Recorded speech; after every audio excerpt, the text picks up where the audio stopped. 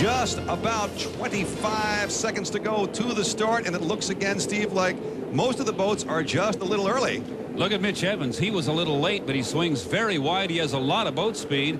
And if he has his start timed at all, Mitch Evans is going to have boat speed on the whole field as they come down the front straightaway. While we were away, Mitch's boat went dead in the water, and he had to restart to get going. That's why he came from so far behind. Here comes the start.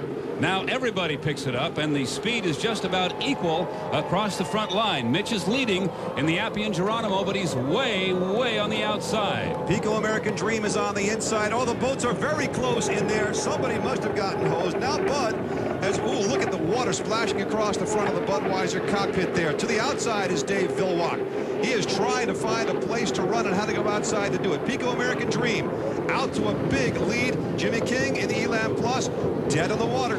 In that first turn, there was definitely some crowding going on. I believe that the Elam Plus got into a rooster tail. It might have been Mitch Evans who came across and watched him down a little bit. Look at this great boat race now. Mark Evans has the inside in the Pico. From that position, he might be able to race with the Budweiser. And in the meantime, we're being told Appian Geronimo, Mitch Evans, has been disqualified.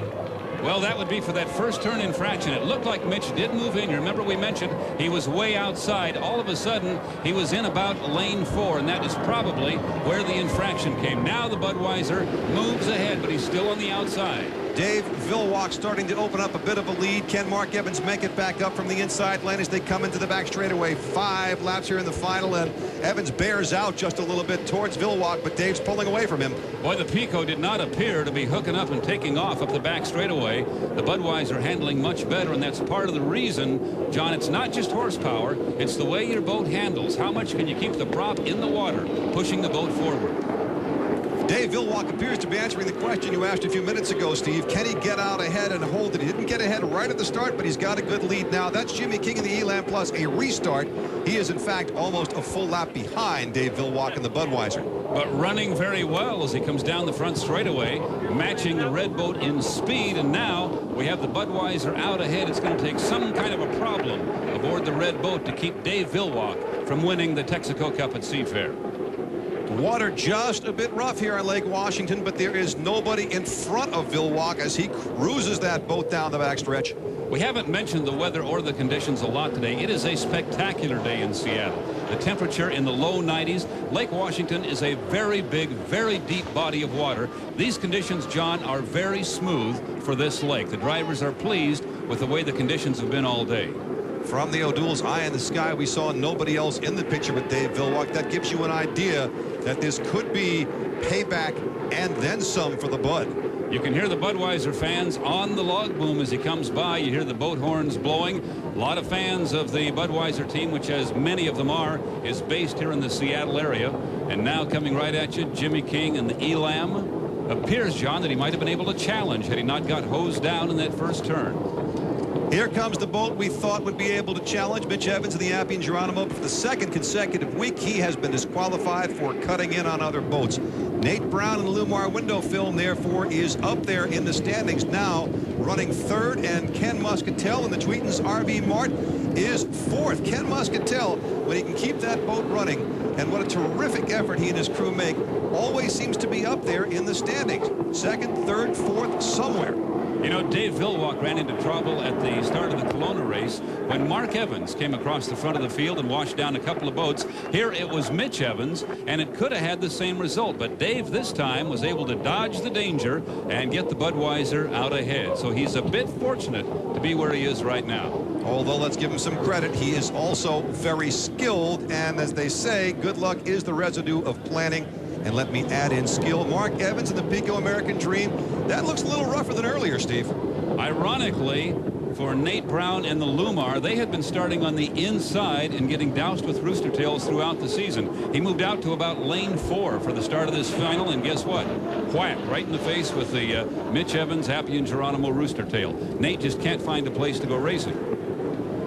Jerry Hale in the Chaplin's Volkswagen Easter Seals started as the trailer.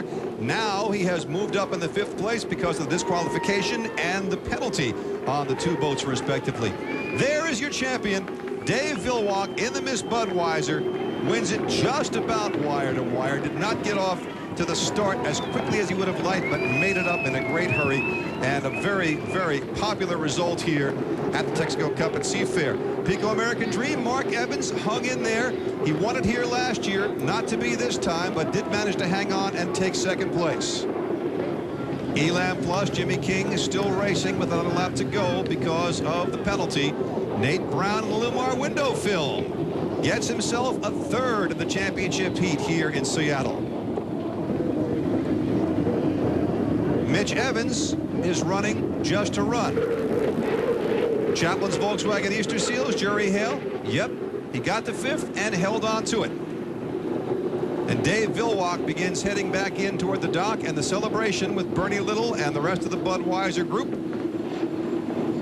Totaling up the points, almost a perfect day for Bud, and Pico actually third in points on the day. Lumar window film gets a second. Let's go to Steve with Dave Villwalk.